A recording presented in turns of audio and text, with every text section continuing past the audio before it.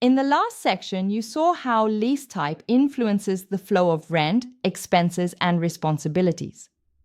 This section brings the relationship full circle by explaining what happens when either party fails to perform and how a lease comes to an end.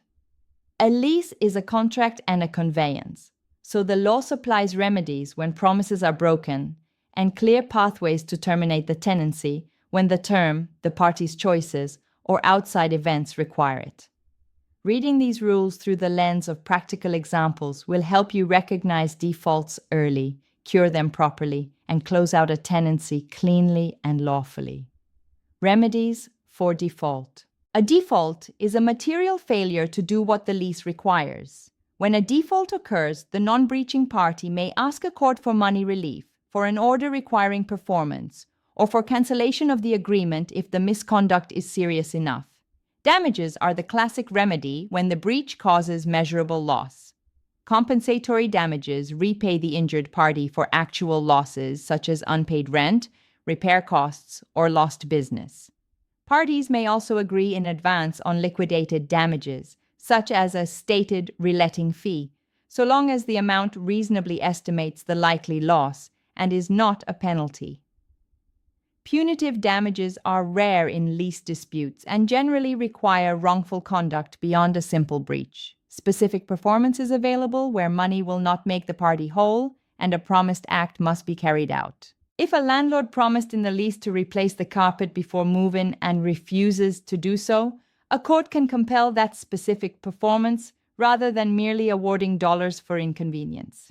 In serious application fraud or criminal use scenarios, a court may allow cancellation of the lease.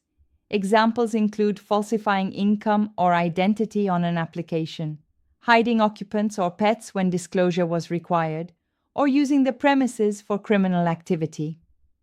In Arizona, after a writ of restitution is executed under Section 12-1181, a landlord may discontinue landlord-provided utilities the following day, and disconnections must be performed by the authorized utility provider.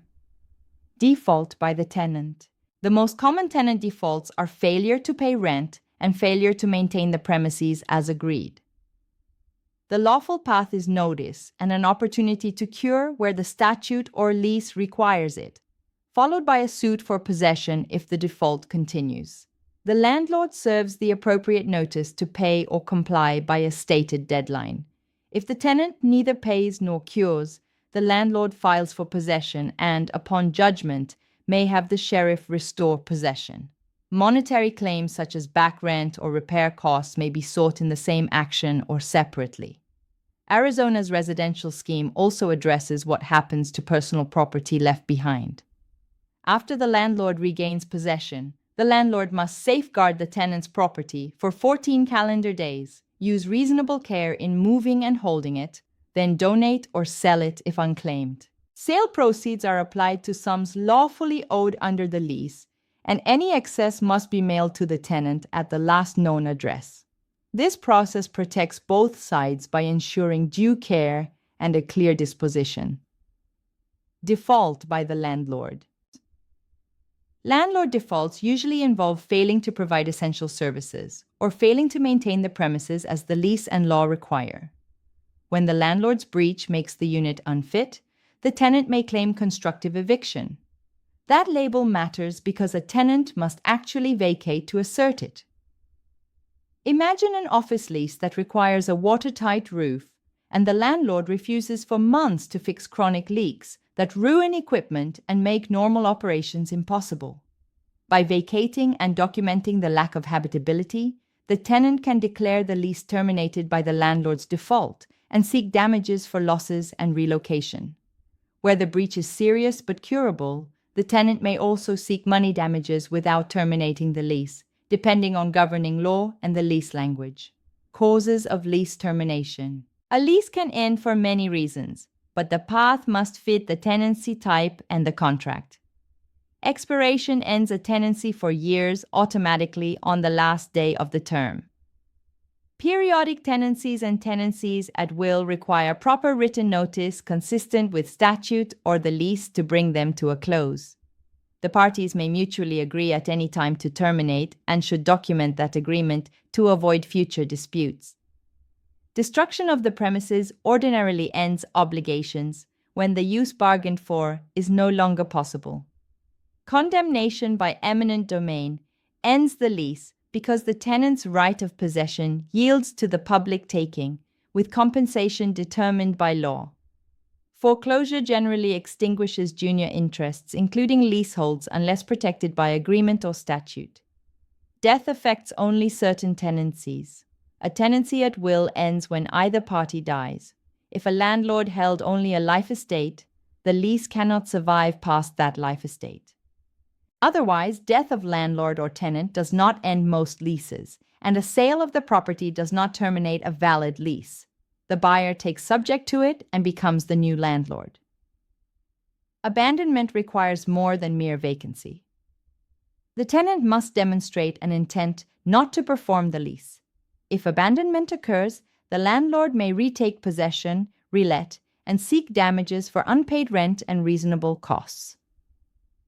Arizona law specifies a notice process for abandonment under Section 33-1370 and defines how a landlord must proceed and how any personal property left behind must be handled.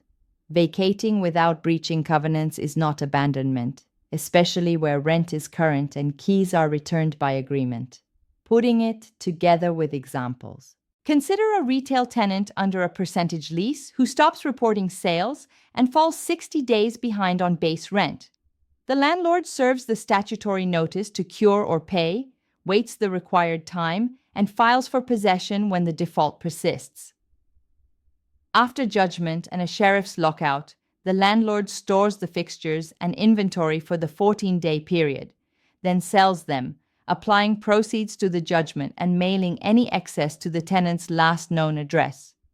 In a different scenario, a multifamily landlord fails to repair a failed air conditioning system during a heat wave despite repeated written requests, and the unit becomes uninhabitable.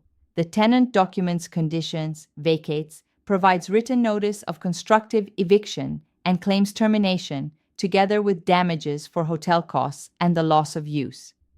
Each outcome flows directly from the default and the termination rule that applies to that tenancy type. Review summary. A lease breach is handled through notice, opportunity to cure where required, and measured remedies that fit the harm. Money remedies repay losses and can be pre-estimated as liquidated damages if reasonable. Specific performance compels promised acts when money is inadequate. Application fraud or criminal use can support cancellation. Tenant defaults most often involve non-payment or failure to maintain and are resolved through a suit for possession and damages, with careful handling of personal property after possession changes hands. Landlord defaults center on failure to provide services or habitability and can justify constructive eviction if the tenant vacates because the property cannot be used as intended. Leases terminate by expiration notice, mutual agreement, destruction, condemnation, foreclosure, certain deaths tied to tenancy type, or abandonment proven by conduct. In Arizona, statutory rules guide abandonment notices and handling of left property, and the sale of the property does not terminate a valid lease. The buyer steps into the landlord's role. Discussion. Why must a tenant vacate to prevail on a constructive eviction claim? Because constructive eviction requires that the landlord's breach has deprived the tenant of the benefit of the bargain to such a degree that continued occupancy is unreasonable. Vacating demonstrates the loss of use and preserves the claim that the lease ended due to the landlord's default. How do liquidated damages reduce litigation risk in leasing? They replace after-the-fact disputes with an agreed reasonable estimate of loss, providing certainty to both parties and discouraging arguments over the amount of harm after a breach. Why doesn't a sale of the rental property terminate the lease? Because a lease conveys a present possessory interest for the term, and the purchaser takes title subject to that interest. The buyer becomes the new landlord and must honor the lease. What key safeguard applies to a tenant's property after an Arizona eviction? The landlord must hold the property for 14 calendar days with reasonable care, then donate or sell if unclaimed, applying proceeds to lawful charges and mailing any excess to the tenant's last known address. Closing remarks. Defaults and endings are inevitable parts of leasing, but they do not have to be chaotic. Clear notices, careful documentation, and remedies matched to the breach protect both sides. Understanding how termination works by expiration, agreement, or law helps you steer clients to clean exits and preserve claims when performance breaks down. With these tools, you can spot issues early, guide lawful cures, and conclude a tenancy in a way that is enforceable, fair, and efficient.